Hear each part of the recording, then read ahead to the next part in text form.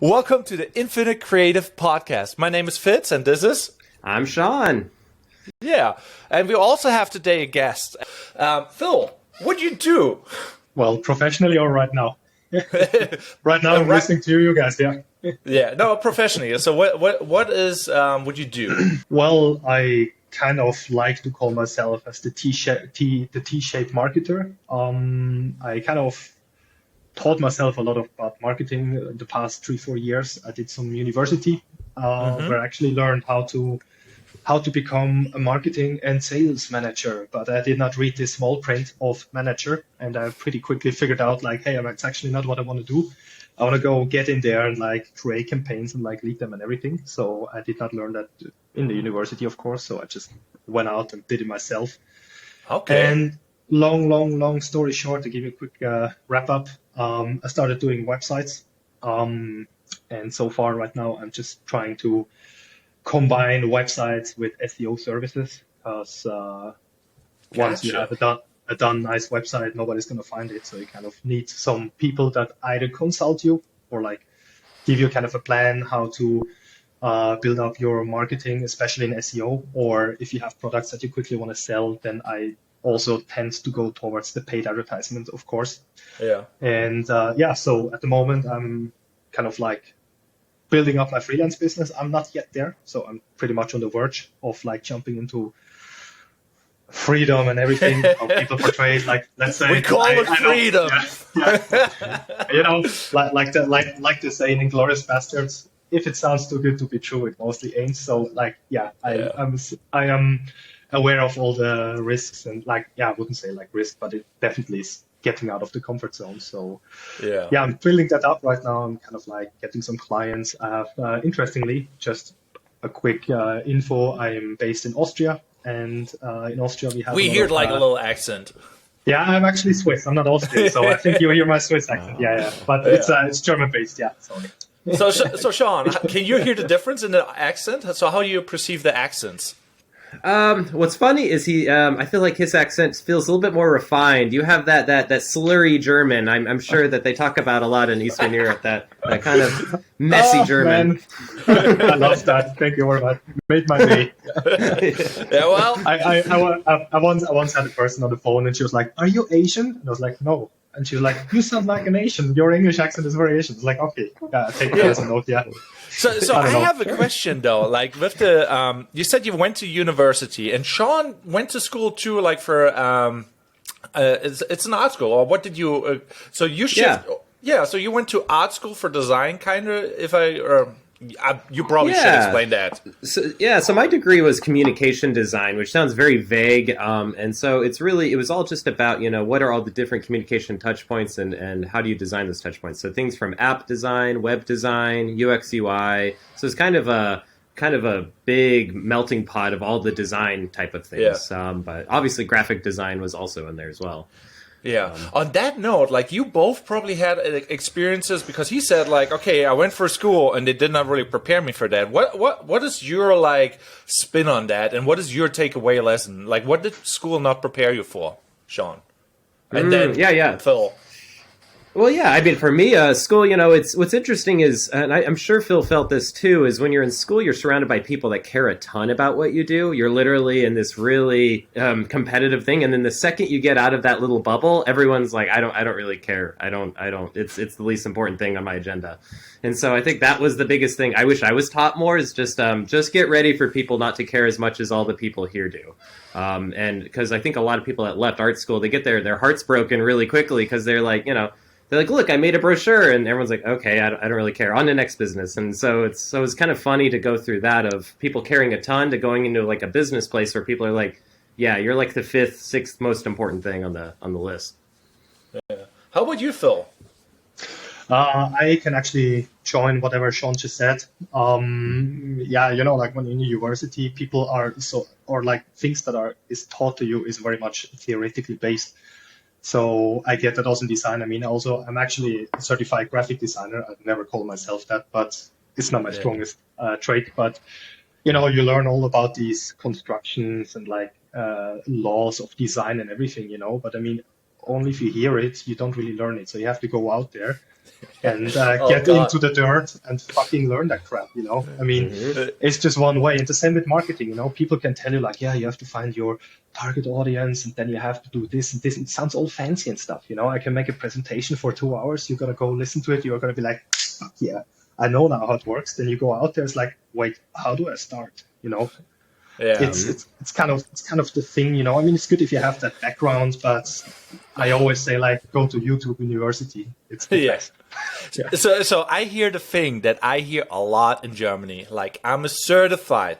I know the laws. So there's a lot of laws and certifications in Germany and probably Austria as well. Austria's And even worse. Yeah. So, but how is it for Sean? Because like we are in the Wild West, aren't we? Are there laws for like, I'm a certified graphic designer, for example?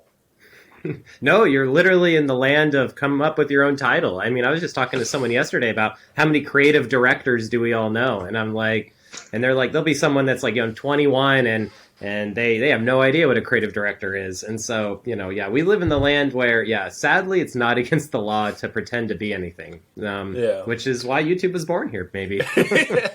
Yeah, so it's a really unique thing. So I'm like that kind of like you. I don't know how to say it, but it kind of broke me out of my shell when I was like, wait, what? So I was a certified electrician, learning and going to school. Obviously, school was very cheap or nearly free in Germany. Then I came here and I'm like, what? You have to pay a ton of money to not be even like a certified whatever. What is the most mind-boggling thing? Like the Uno reverse would make sense, for example. If I would be in Austria or Germany, I should pay a shit ton of money to be certified. Instead, it's free there, but you're certified. And here it's like, it's expensive, but you're not certified. I'm like, what's you guys' take on that? Yeah, go for it. All right. I live in a country where titles matter so much. Like, in a university, they showed us like a comparison of, they showed a picture of a person with the name and the title, and they showed it to Germans, and then they put it away after 3 seconds. And they asked like, what do you remember about this person? And they were like, yeah, she had blonde hair, blue shirt, da da da da. And in Austria, same experiment. It was like she had a doctor's title.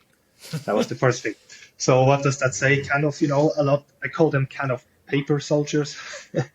A lot of people have these certifications and like the kind of like somehow in society it underlines whatever you are capable to be doing, because at some point like you can learn so much, you can be going and get into the grind and like be a specialist. But if you don't have this paper that actually shows you I am a governmental accepted specialist, it's sometimes a little bit hard.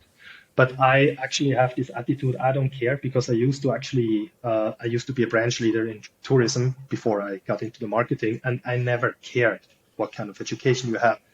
If a person came and she was like doing that in that school and she studied ethnology and whatever, like it's nice to have. But if I had a person that's maybe 20 years old and was 12 months on a world tour and seen these places, I'm going to take her or him because they know what's going on there. They're going to sell the stuff, So I would always say it's kind of a shame that you always, or like often, you need to have this kind of support to actually underline your knowledge and your skills. And people don't take you serious for a long time until you actually have proven it. So it's kind of like a fast lane. But then there are also people that don't know how to work and don't have skills. They just have a lot of paper and they just bark very loud. And Right. Well, they're being taken over by those that actually are delivering quality work. Sorry, Sean. Oh, no, you're fine. Yeah, because I think what you're saying right there is soft skills versus hard skills, right? You want someone that can communicate, chaos can happen, and then they can react. I mean, I'm kind of the same way, right? Like I run into things all the times with creatives, marketing specialists and such, where even if you have 10 years of experience over someone else, I'm looking at, do you get excited easily or can you keep your cool? Like if you can keep your cool and you can communicate clearly, I think that's worth a certification in my eyes and a lot of time. And just the being teachable. And the biggest thing about certifications and degrees, I feel like, is it's almost proof that you're teachable and that you're going to work and you're going to stick with something, which I feel like now with all these, with YouTube and, you know, people kind of coming up with their own titles and things, I think it's important to show that, yeah, you stuck it out, right? You actually stuck to something even when it got hard. I think that's almost like the real weight of a certification now, is that, oh, wow, we actually stuck with it. Exactly. And I like to take a lot of analogies from social media to real life. And one is like consistency is king, you know, like as long as you always show up and you put in the work, it doesn't have to be that much. You don't have to burn out yourself like day after day, and you don't have to exchange your private life for professional growth. If you just put in the thing, the time, a little bit of effort, and you just stick to it, you're gonna take over a lot of other people because they will be burnt out at some point, you know, and then you're coming back. That's very powerful, I think. Like, also, like, you're doing a really good job on social media. So what is your social media account again? Can you just give it a quick shout out, because you do the whole reels and everything. And I think, like, right now it is very powerful to get like new eyes on you providing a service, and most people don't really do it because it's very hard. So that's where I come in and do that. But yeah. Thank you very much. Appreciate it. Yeah. So it's thpb.design. Okay. Interestingly, THBP stands for the heavy backpack. So you can maybe keep it to remember it. Yeah. So long story. I will tell it another time. But yeah, thank you very much. So everybody who's interested into getting a little bit of experience of what I endure, because that's what I'm trying to like reflect there, to kind of, you know, like a lot of people are these, as you said, specialists and marketing aces, marketing ninjas, marketing I don't know what, you know, like superheroes. It's, you gotta need a catchy name, apparently. Yeah, exactly. I'm actually at the moment I am employed at a company as a senior marketing expert, and I kind of feel neither senior nor expert. I'm just marketing somehow, you know, because like what defines, where's the benchmark to give me a title like that, you know? Yeah, okay, I have a couple of years and technically I'm a senior, but whatever, you know. Yeah, I'm just like kind of curious, because like the market is like moving so fast. There's so many new tools. There's AI coming out. There's this coming out, and then there's a new job title. There's a new whatever, and I don't know how you would how even like in Europe, where you need all those titles to be certified, how do you want to adapt fast enough? You know, AI came out in 1 year. I think, like, obviously it was longer around, but it became mainstream in 1 year or 2 years maybe, and now it's already like, okay, there's no degree for like AI specialist, for example, but it needs to be, but it's probably at that point outdated, where you're just like being a user in the end. So I don't know where this is going. You guys have some future predictions? Sean, yeah, I give you this one.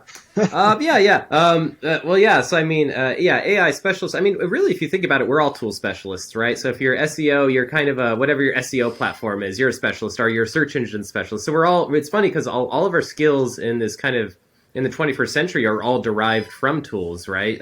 Which I guess is true from kind of the older days too, right? If I was a carpenter, I guess I would be defined by my carpentry tools and things like that. So I think, you know, AI is just another tool, like we've said before in the show, is, you know, so of course, yeah, being an AI specialist, sure. I think, you know, you'll still have these kind of bigger roles like creative director and senior managers and things like that. And I think, you know, it's just tool sets. So I think, you know, before, you know, you had, you know, photo retouchers, you have things like that, illustrators, digital illustrators, but they're all based on tools as well. So, but yeah.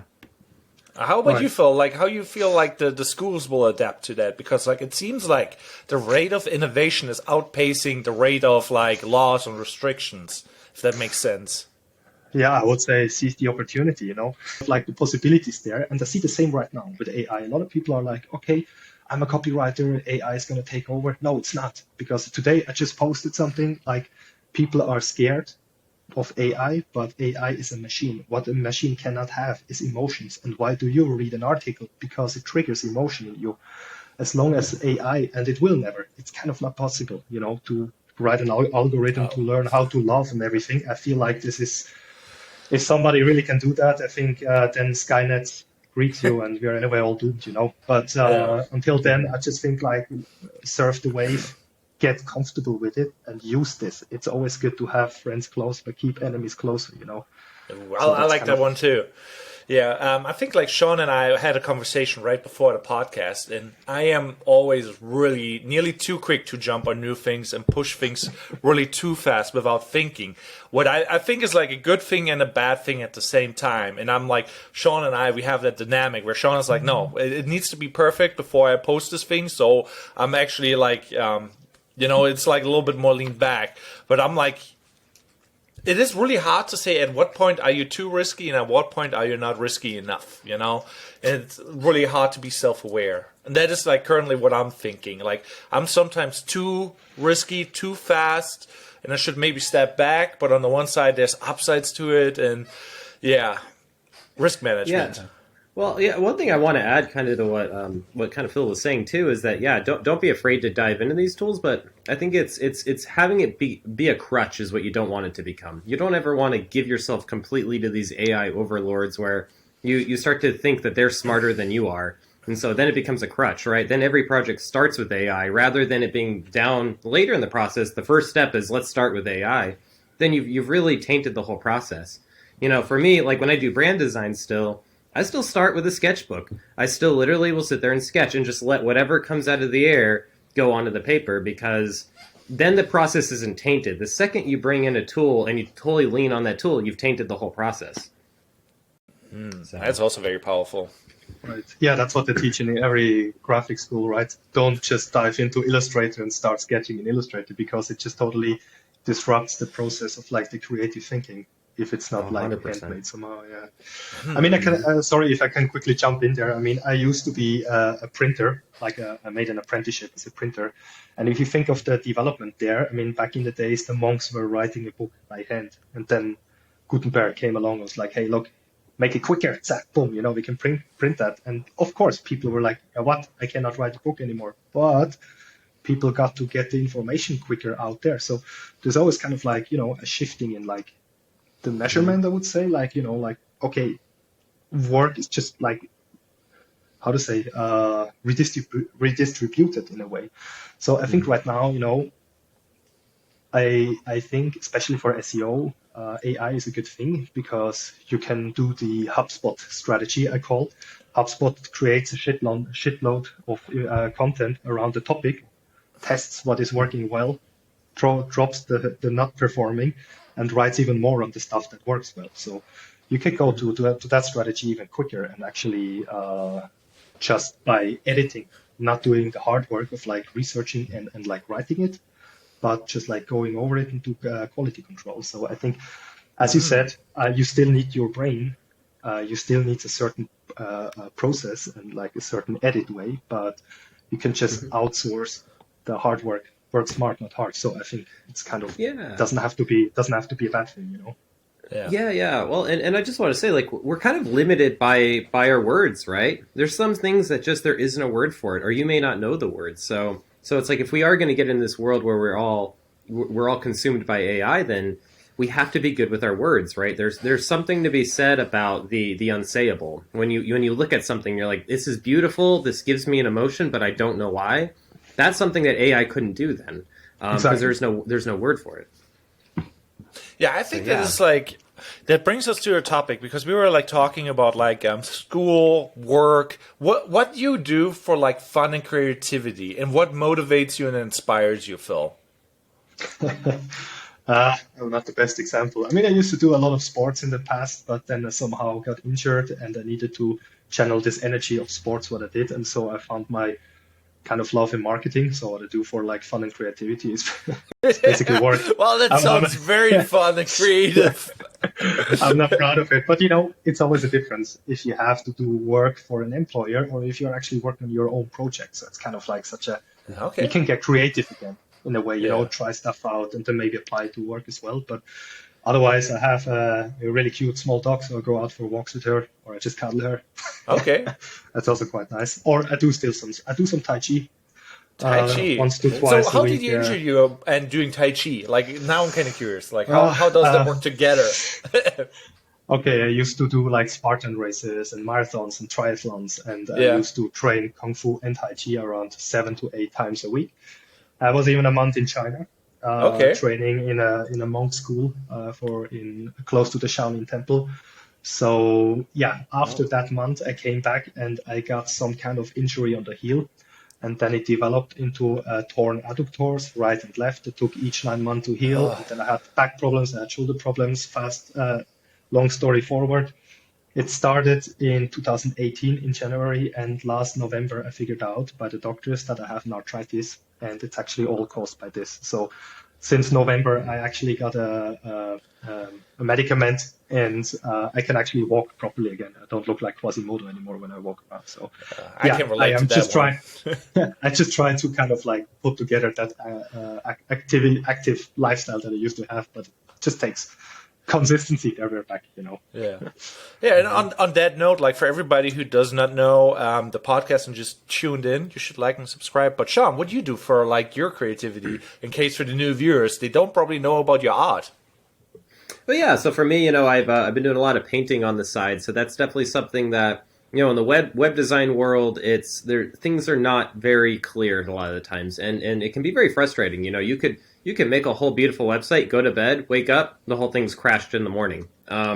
Which with paint, that doesn't really happen a lot of the time. I mean, knock on wood, doesn't happen where, I put a brush stroke down, that's where it is. If I mess something up, I can see it immediately and try to fix it. And I think I love that. It's been really funny. I think I mentioned this too to you, Fitz. I don't know if I did this on camera, but it's been really funny, but I've been watching YouTube videos on people that build cabins. And it's been such a very meditative thing to even just have in the background as I work. Yeah. Because it's just very simple, right? It's just like we measure it, we're getting wood, we're cutting it, we're putting it together.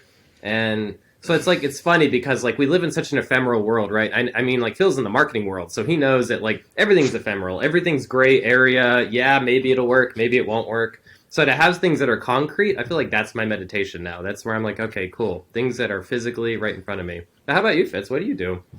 Well, I do YouTube, like in a weird way. Like, so I do like a bunch of random videos. So for me, that's like fun and self-expressive, and then I'm trying to do it for other people. I like that. Yeah. Also, like I have my lens stand, and I'm a doer, and I like figuring things out, and I brute force a lot of things because, like, yeah. So if I have something in my mind and I want to make it happen, I just make it happen. So that's how I got to the lens stand. Like most people, like, don't spend so much time on 3D printing. You're a videographer and you do this and you do that. Like.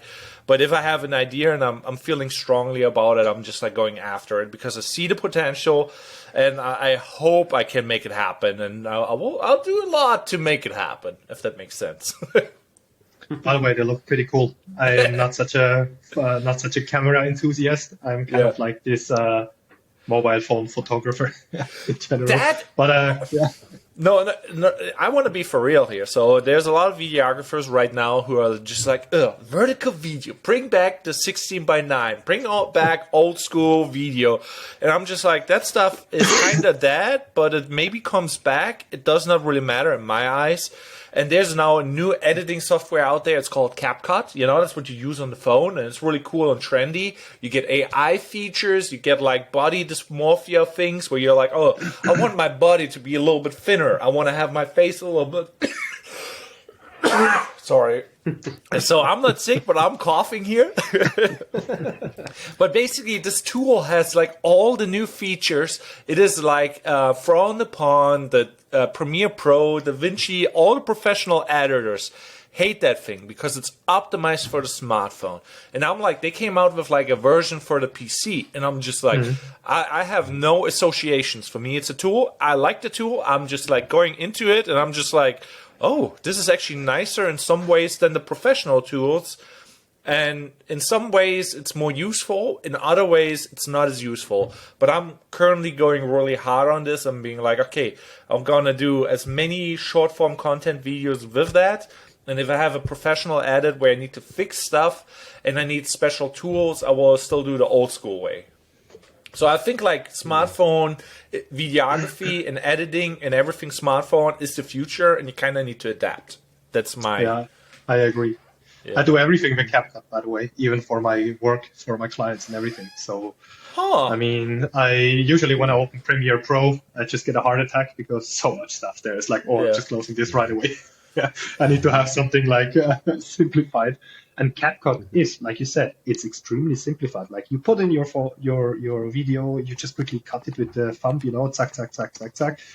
Especially the subtitle captions feature is great. It's really understanding good. Even my crappy English accent, it has no issues usually, except I bring some kind of specific words. It doesn't even understand it sometimes. But yeah, and you have the teleprompter feature. It's quite nice. Teleprompter feature. Now I'm so curious. I did not even try that one out. So that's kind of funny because like usually I was not so inspired anymore by editing. And I think like 2 or 3 years ago, I had a phase where every night I'm like, okay, gonna make a cinematic beach edit. I do like a cinematic this edit, and I tried to edit like footage and practice, And then after a couple months, I'm like, it got kind of like, oh yeah, I'm comfortable. Some of the stuff I never posted, but it was like, it's on my hard drive, and I experimented a little bit and I didn't share it. But I'm like, it gave me like confidence in the editing software. And when a new editing software came out, I'm like, oh, let's play with DaVinci. And this CapCut thing right now sparked the fire again. And I feel like having a new tool can be a new creative fire. What's you guys' spin on like new tools and motivation and trying new things and getting excited? Or what excites you at the moment? Well, I think it is cool when you do find something that kind of blows your mind, right? Like I can still remember the first time I opened up Photoshop and did content aware and was just able to like make a cloud disappear or something. I was just like, what in the actual heck? The other day, I finally used Apple's new update, which I don't know if you guys have done, where if you where you do the triple finger on the photo and it cuts it out and isolates the photo for you immediately. So when you have those moments where you're like, oh wow, okay, so something where I had to pull it into Photoshop, now I can just put 3 fingers on the photo and it just sits there and highlights it. So you have those aha moments, and so I can get that where like when you're like, wait a minute, this process would have been 8 menus deep, and now I just pressed a button and I did it. So there is a really cool dopamine release you get from that. Yeah. It's really nice if you get a tool that actually simplifies life and makes everything easier, because like the content aware on the iPhone is really good. Like you can now, I don't know, are you Phil, are you like an Android or an iPhone guy? Android. Yeah, me too. I work on a Mac, but the phone somehow I couldn't, because I used to have an iPhone once and then everything has to be Apple. So I was like, I'm leaving this mafia. Now I have Android, now I have a Mac. I'm like, it would be nice to have the AirDrop. Yeah. Yeah, AirDrop, the content aware is really nice. I have both because like I have like one phone for like streaming and one phone for internet. So I'm like, it's really nice if you have a live stream and you need to force internet, but it takes always a shit ton of time to combine 2 Wi-Fis. But I like Apple a lot, but I hate it a lot too. It's a weird thing. So what do you guys think are kind of some of the newer tools that are going to be coming out? I mean, like what's the next steps, I guess, like in video editing, even in SEO? I'm really interested to even like hear like what do you think, Phil? Like is there new? Because what's funny is I was just talking yesterday to someone about how Google and all these search engines are already starting to come up with kind of a way to crack down on the ChatGPT SEO. They're already starting to crawl websites, and if you have the exact same streams of keywords, they're going to see that now. They're going to see if you've used AI.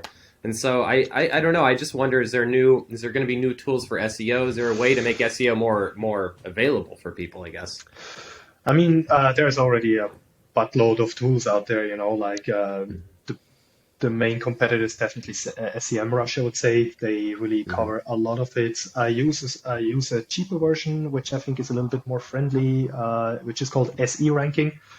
I think it's but I think it's a Ukrainian company. So I also kind of feel like this kind of support, and I'm like, okay, cool. And it's kind of like simplified and it's affordable. And so I use that, for example. So what you can do, what they released right now is they have this perfect website audit thing. So you can actually put in your whole domain and it's like crawling everything, like Screaming Frog, for example. But when you have Screaming Frog, you need to understand what is good and what is bad. It doesn't tell you. It just gives you pure data. So you have to interpret it. And SE Ranking basically does that for you. It says like, hey, here you have that many errors. Check this, that. And then you have a marketing plan at the end. You can just go step by step through and kind of like fix all these things, with just checking it off. It gives me like kind of a hold on like where I am. Am I still on track? Am I doing actually good stuff, or am I completely lost in doing like something that's irrelevant, for example? So what they did right now with the whole AI attack wave out there is basically they have also this content creation thingy. So you can actually also AI create your content. Plus it does also like you can insert some keywords that you want the AI writer to have inserted in some kind of way. And it gives you this, what is it called, TDF, IDL kind of double check, like it's like versus the SERP competitors, if you are competitive with this piece of content. And I think that makes it definitely easier. But if I can go back to what you said before about search engines finding out what is AI written, yes, I think this is going to repeat the whole keyword stuffing procedure that we already had, where the early SEOs were like, I'm just going to put in a bunch of keywords, put them on hidden, and they're there. And, I think it's going to repeat a little bit because, as I said, AI written content, kind of like it takes one to recognize one. I mean, search engines are basically AI, like point. It's kind of like it's like a Swiss person talks to me, it's like, you're definitely Swiss. Gotcha. It's like, dude, it's people think like I'm just gonna blast out that content. It's for free. I did it in 3 minutes, but it's like search engines are AI bots. They come there, they're like, hey, I got a friend, this is penalized, zack, boom, and you lose your ranking probably. Yeah, but with that being said, this will just lead into like a spiral, the hacker and the attacker and the defender. It's always like one up, and the attacker always has the upside. So, I mean, like the early adapters in that aspect will be like a little bit better off because they just can like, okay, I adapt a new technique, it will be not discovered, and I will be fine till an update comes out. So it's really weird because like, on the one side, if you create genuine content your own way, and it's somewhat too perfect and it has like a simple pattern, at what point does AI just pick up the pattern and like, oh, he's getting away with it, so I should get away with it? So you know what I mean? So basically, a natural person will sooner or later be picked up by a bot and be like, hey, that ain't legit, let's cut this guy off because like I see like 5 websites out there with the same patterns, and then it becomes like iffy, at what point, I mean, I get it, but it's like, as I said before, like this is an opportunity, use it. Just like, zack, they're going to close this door. Exactly. I mean, why not, This is like I just said with my master thesis, like this was an opportunity. This door has closed by the end of the year because people took their learnings. Yes, it could be that you're going to lose some ranking at some point, but hey, it was a sweet ride, wasn't it, Yeah. So, that's true. Ride the ride while you can, right? Exactly. And so with that, what's interesting is so the guy I was talking to yesterday, he actually came from a print background too, which I also do. I don't know if you guys have ever dealt with vinyl, but there's a term in it called weeding, where when you get the vinyl cut, you sit there with like an X-Acto knife and you take out all of the negative parts out of the shape they made. And so we were talking about how maybe there's there's maybe a use case for AI weeding, right? You get AI and then you go in and you insert your own little thing in there to break that kind of so if you have a whole block of SEO keywords, you're adding in 1 or 2 or 3. So now it's called AI weeding is what we were kind of creating that term of, you get it cut by the machine and it's perfect, and then you go in and you just kind of do a little couple things and then good. Now it's not going to get caught by the algorithm. For now. For now. I mean, like I have like a philosophy that I have in my mind, and I feel like it's like use an opportunity when it arrives, and basically try to ride the wave till it dies and jump to the next thing at a time. But if you ride the wave too long, you will fall off and you will not make it to the new opportunity. It's like a domino effect. Like if you have a smaller domino and a bigger one, your business will do good for a while, but if it's about to go down, you should have already built up the next new thing. Like if you're like a PC manufacturer, it would have been good to start like smartphones when they came out, So it's always good to experiment and just like jump to the new wave and try to be a little bit risky, if that makes sense. That's how I kind of see it, because like there's a lot of people, oh, it's working, oh yeah, there's a bet, it's a little bit bad right now, and I'm still sticking to myself and I'm not trying new things, and then like, oh, now it's worse, and they kind of missed the boat at one point to jump to the new opportunity, you know. And it's like really hard to be like actually like, oh yeah, I'm staying adaptive, I'm staying childlike and playing and figuring things out. And I think that's really powerful. It's just really hard to see those waves. How long does the wave go up and when does it go down? Right. No, I can totally agree with that. And it just came to my mind two things. One is like, first, nothing lasts forever, like you said, you know, like if it works well, it's the time to re-innovate and like think of another thing to go, because that wave is gonna end. It's like surfing, you know, if it's really going, it's probably at the end almost, you know. Yeah. And number two is like, I got that from the crypto space, because they always say opportunity never feels like opportunity. So it feels like you buy at the bottom, you know, it's like everything goes to shits, you know, and that's where you should actually buy in, or like what they say. So basically, I feel like right now, you know, it's like everybody's scared and like, oh, okay, again, like in respect to AI, like everybody's scared, but hey, as I said, this is an opportunity. Just use it, you know, make the best out of it. You can't stop it anyway. It's there. It's out there. It's going to develop. So just flow with it. And as you said, like jump on it, ride the wave, jump on the next one, and just like go from there. It's the only way to do. Yeah. So with this being said, like, I nearly forgot the train of thought, but how do you deal right now with like, what is the next new creative thing you could do? Like, obviously there's AI, but what would be a thing that you would like, oh, I see myself jumping to this could be a new trend besides AI? I gave that word to Sean. So reframe the question again. So basically, in the market right now, like I feel like for like web designers, everything is shifting to video. That's how I see it right now, you know. But what is the next thing after video, for example? Like, what is the next opportunity? Because it seems like the market is kind of getting tough, and it goes into AI video. And what is the next thing? So I can at least look out for new things.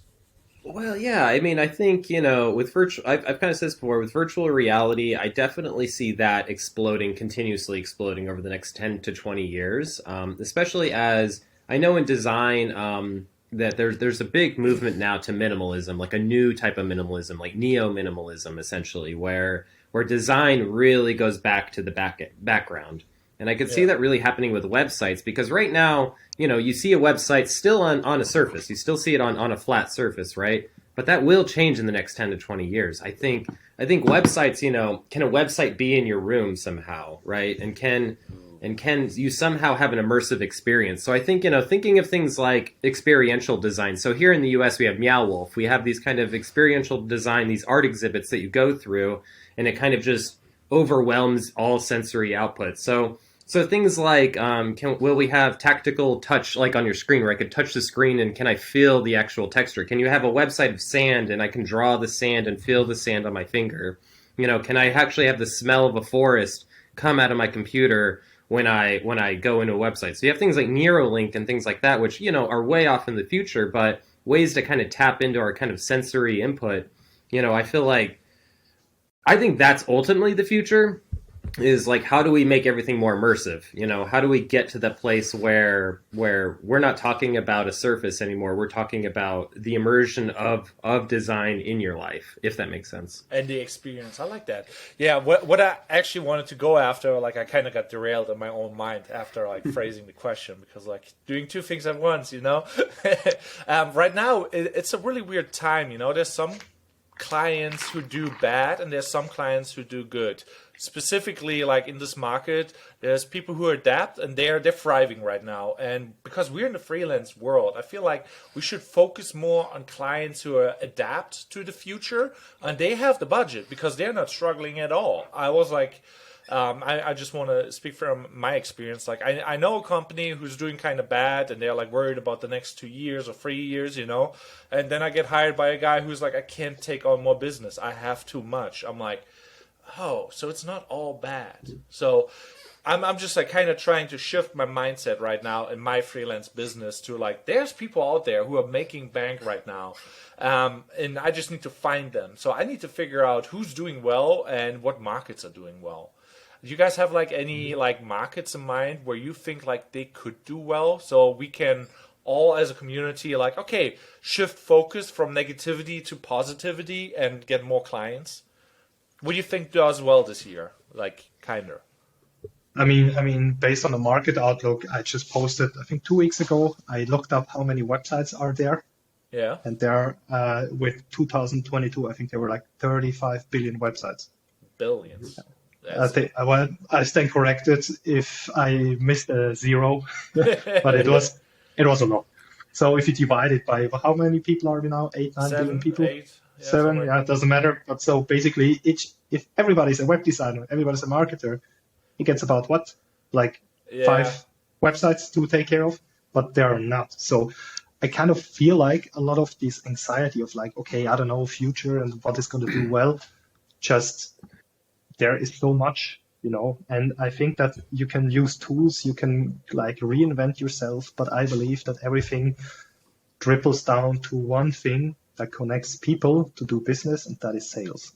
So I think if you can like sell a service, the client doesn't ask how you did it, like, hey, I made you 20 blocks this year and your SEO is going up, for example, or like your sales is going up. Ultimately, you make money with paying me to make some witchcraft that actually you make money. So I think it's kind of like a lot of people overcomplicate that, that kind of, like, okay, should I use that tool? It's cheating. It's not, it doesn't matter. If you can sell that service to the person, it doesn't matter.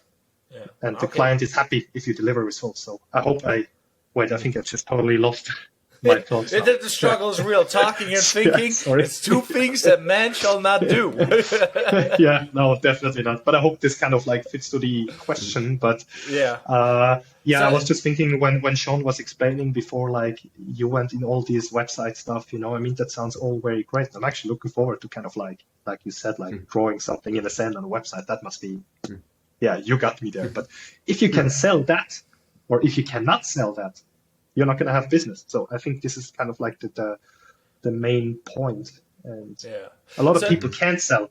So what I gathered like from this like input is like there's people in sales right now, and there's probably products that are really hot, and like selling really well, and we should like look out for those products that are selling well, and then contact those salespeople and be like, hey, you need a better website? Hey, you need some videos for that? So it's kind of like how I see like this right now. So it's like it's like exactly. Thinking out loud, basically. So I'm just trying to, how do you accumulate more clients? I'm like, oh, yeah, I should focus on sales. That makes a lot of sense. You know what I mean? Exactly. And I mean, why start from zero with a product that you don't know if it's running well, if you could just acquire something or like work with something that's already running well? Oh. So I like that.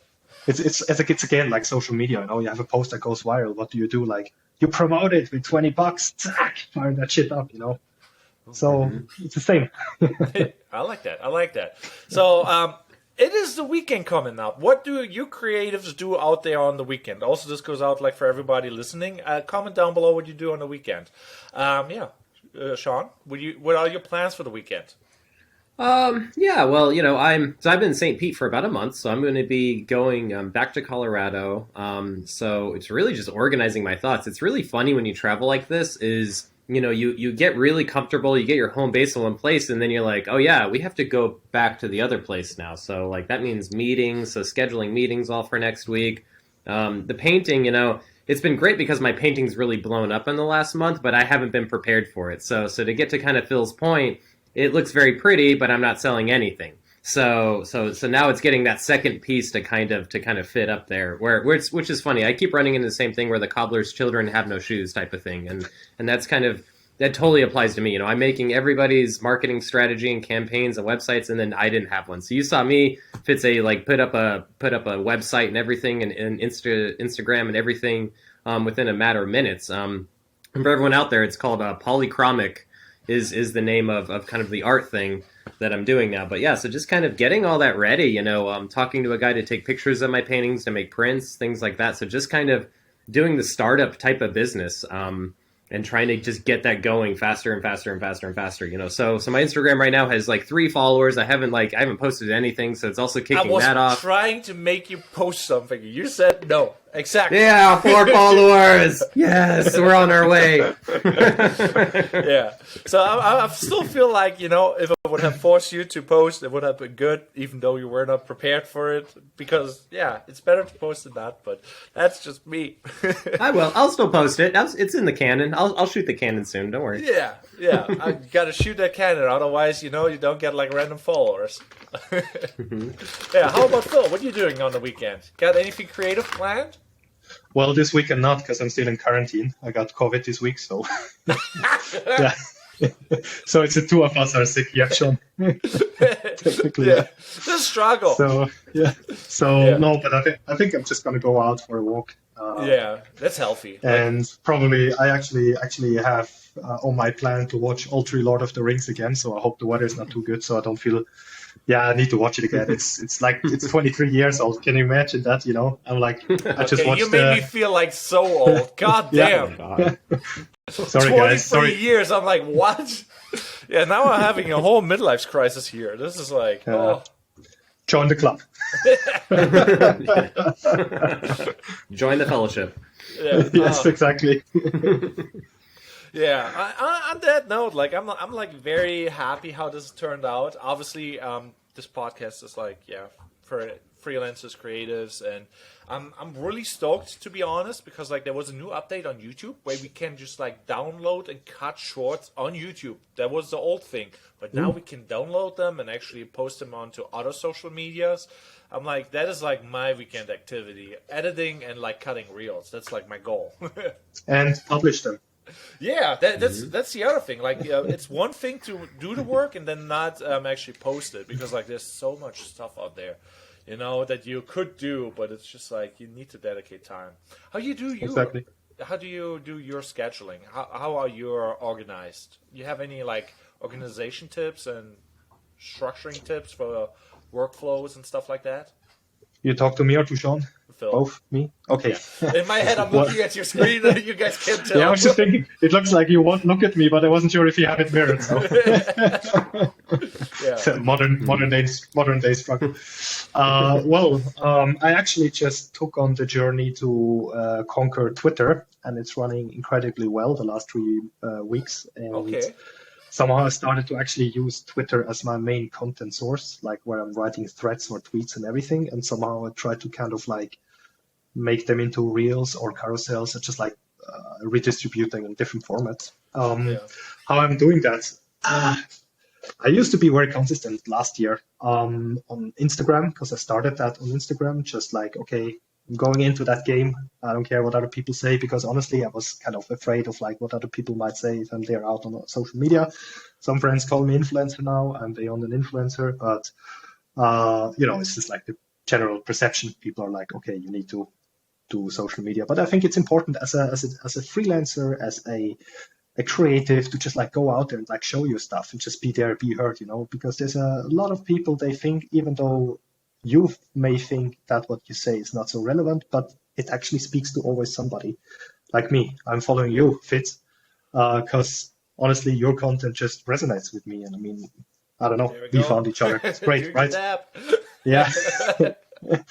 And so back to organization, sometimes I just scroll through blogs and I think like, hey, this is a good idea. Like, so I'm just trying to put stuff together, how I can put it into my perspective.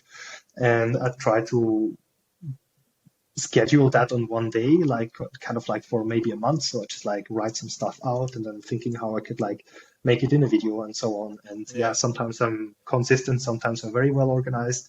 What I'd never plan are actually reels. So carousel singles and tweets and threads, they're easy for me. I can then also schedule them, but you just do them basically.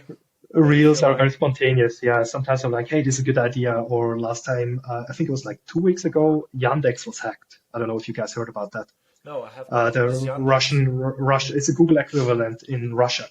Okay. So the whole source code and the whole ranking factors were leaked. So actually people or all the high-end SEOs figured out what is relevant for Yandex to rank your website in. And why is that important is basically because a lot of former Google employees are working at Yandex. So you can actually think that actually Google and Yandex work pretty similar. So that was quite a cry out. Yeah. I did not hear about that. That was probably like getting suppressed by Google. Like, hey, no, we don't rank this one because this will, you know. But we are closer to Russia, so we get this stuff, yeah. The news are different, like in Europe. The news are different. I'm telling you. I'm like, I get both news. I'm like, I actually learned about that on LinkedIn because a lot of these SEO guys were like, hey, Yandex ranking. I was like, what? So I just like checked it, and some guys really they took the whole source code and they trained AI to figure out what are the ranking factors. And it was actually, I was like, this is what a great use case, you know, like reading 1,000 lines of code, just feed it into AI. It does the work, you know, it's great. So basically I did a reel on that. It was just like such a breaking news, you know, and actually that performed pretty well because somehow I think it was the spontaneity, also the kind of, also the element of like it's news, you know, like ChatGPT everywhere. I think that's kind of like, I call it sucked out by now a little bit. But that was just like a 1 week thing, you know, people were talking about or being ChatGPT implementation as like a search and like giving you summaries from a blog post and stuff. So sometimes I just pick up a topic and it's like, okay, I'm going to do a reel. I should do a reel. So I just like go from there. Yeah, because like Sean, you're really organized. Like I love like he has like the whole Google Calendar or Apple Calendar. I'm not sure about that, but you have everything in like time slots, and he's really accurate on that. I'm like, I need to adapt that, but I always like adapting whatever I can. But yeah, in the end, I'm not adapting enough. Well, I think it's that balance, right? It's have this organization. You know, I do a lot of time blocking, a lot of organization of projects, and like what are all the different touch points of that, and checklists and things. But the spontaneity, I mean, it's so needed. Like I need to be able. The thing I'm working on is being able to just be like, you know what, I had all this time blocked, but this is really important. There's breaking news. I can make a reel right now. It could get a lot of eyeballs. Let's clear out an hour. So I think it's both. It's the balance, right? Have the structure, but be willing to like wipe away that structure if you need to in a second to just act on the moment. Yeah. Right. No, I like that. I mean, I also I have kind of like a rough outline what I want to be talking about because I think that's already important. If you have like the topics, the pillars, and I have that in Notion. I'm a big Notion fan. Oh, and Notion is great. Oh yeah. I need to get on the train. You guys are both talking about it, and I'm just like slacking here with like, okay, my to-do list on pen and paper. They're gonna corner you, Notion or Notion AI and everything. You use those features? No, not the AI actually. Last time I accidentally did it. I just wrote something and it automatically just wrote me like a blog post. It's like, no, stop. You know? I don't need content right now. Yes. We're good. I just put there a note and it started writing like, no, please stop. Yeah, exactly. I see it coming like in the future is like, oh, the AI is like, oh, he's not posting, but I want to do stuff. Give me stuff to do. Human, give me stuff to do. like a dog. But hey, you know what I'm really looking forward to? The stories once Tinder is implementing AI. Tinder?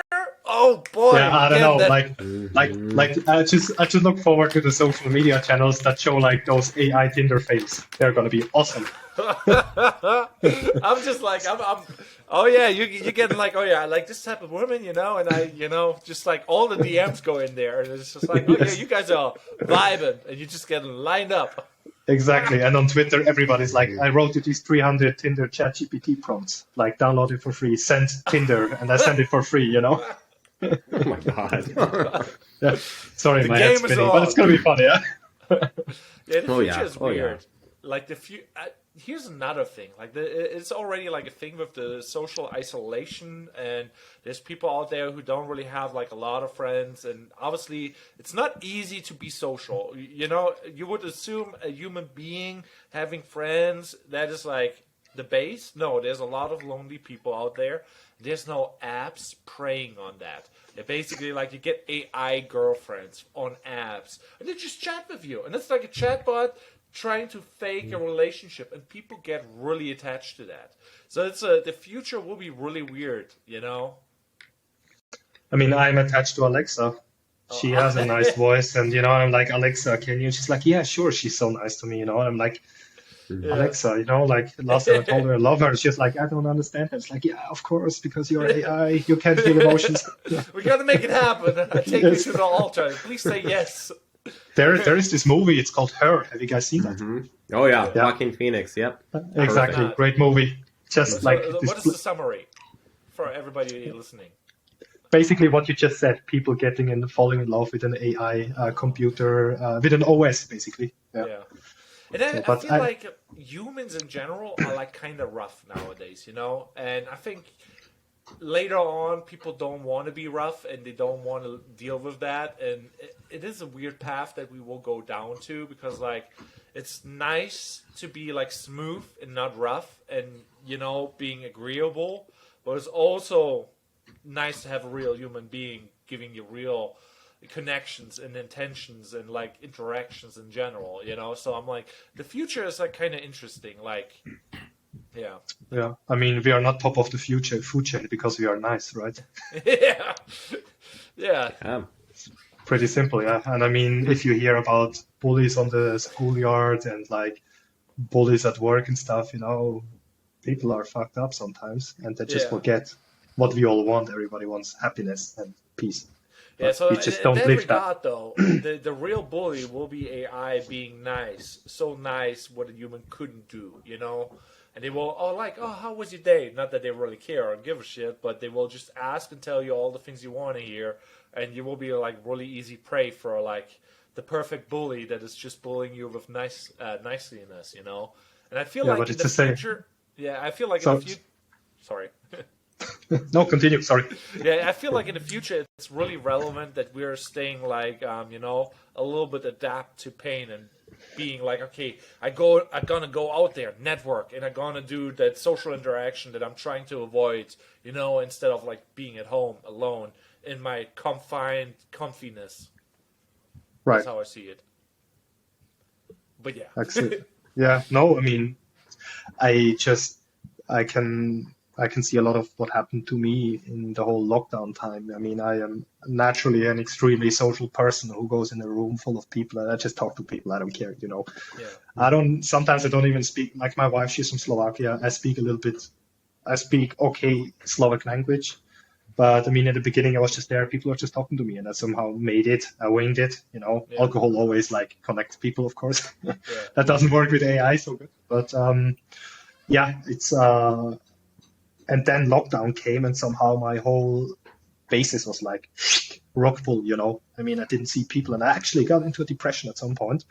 Yeah. But at the moment, I somehow also feel comfortable to just be doing home office, being at home and not always hanging out with people for the exactly mentioned reasons before, because people can be also harsh to you if you don't have the people you like to hang out with, This forced community can be counterproductive, whereas like focusing on what you do and then like go out and socialize voluntarily with people that you like to hang out with can be actually very productive increase, I would say. So it's actually, I think I kind of like made my life that way that I now choose who I want to be hanging out because it gives me energy, and I choose who I do not want to be hanging out because they suck the energy out of me. So it can be working on both ways. And sorry, this is just another story of my life. I mean, it's a great story. Has like a lot to talk about there because he was like here in St. Petersburg, and I think your girlfriend is like very into networking, and she put you on a ride. How is your summary of that? Well, yeah, so to get back to kind of what Phil said a little bit, it's energy conservation. I think anyone with social anxiety, things like that, they understand that term really well, the need to conserve your energy, and that going out into parties, going out into big groups of people and having to interact and having to be part of a conversation can really sap a lot of energy out of you. But then in COVID, I think we all found the opposite, right? That we actually get energy from other people too. So there is that push and pull. And then so recently, like being here, it's been really interesting, right? Because it's probably the worst part of my career. If I would have been a great networker, I probably would be very much better than I am now. But I've always been very resistant to networking and going out to events and meeting people, especially business events, things outside of my realm where I'm talking to, insurance brokers and people that own veterinarian clinics, and people are just not in our circles. But yeah, since being here, it's been interesting because Christy has like really dragged me to all these different events, right? So we've been to artist events, which has been great because it's already made me be part of the art community here, where I may already be in a gallery now in Florida. It's already going to some of these things. I've already like gotten about 40 new people on LinkedIn. I've got like 10 new followers on Instagram. I already have 2 prospects in the chain to get new websites. And so it's like, it's been good to kind of be dragged out. It's good. It's great to have someone in your life that's kind of the opposite of you to kind of push you out. So for you, Fitz, that's you for me in this podcast, right? Because you're the one that's like, let's just do it. We're going to have a guest today. I didn't know Phil was going to be on until 30 minutes before the podcast. So I didn't really get any. He didn't know either. I don't think he knew either. But here's the thing. I thought this was a really good opportunity and moment. And I was like, let's seize this moment. And that's what I do, My strong side is like being fast and trying things. My weakness is like perfectionism, where you shine, Sean. So, and thank you, Phil, for actually doing this spontaneous shenanigans. Yeah, Phil, it's been a great conversation. Yeah, absolutely. I mean, I really enjoyed this time, and it's my first podcast, so yeah, pop the cherry. Sean's favorite. That was a great conversation, and Fitz, again, like, thank you for inviting me. And if you're once again short of a participant, just like give a shout. We got you. Because I will be your wingman. Yeah. So it's like Yes. It's always hard to prepare topics, and some people are getting freaked out about like, oh, we're not prepared. We're gonna do this and that, Sometimes if you have a guest, there's a lot of stories and lessons to be learned, and I think it's very powerful. And I learned a lot from you, Phil. And it's also kind of funny how similar you guys were, like with like being in print. And I'm just like, huh. Yeah, like so the web designer niche right now should actually comment down below and tell me if you guys were in print, because like it seems like it's a big one, Printers unite. Yeah, we do have that in Europe, so yeah. unions all over wherever you can look. Yeah. Oh, so yeah. I think that was a really good podcast, and I don't want to hold you guys any more up. And yeah, thanks for doing this. Pleasure. Thank you for inviting me. Yeah, so hit the like, subscribe button, and follow us on Spotify, and like, share, and buy the merch. Buy the merch. We have coffee cups. Buy the coffee cups. I will buy it. Yeah. Now you Phil doesn't have to. Phil doesn't have to. No, come on. So he's my yin, my yang. He says no, I say yes, but it's your cherry. I'm just saying. Hey, I take the lead. Somebody has to, right? Yeah. But anyhow, like that was a good conversation, and yeah, have a good one. Yeah, have a good one, everybody. Yeah. Cheers. Bye.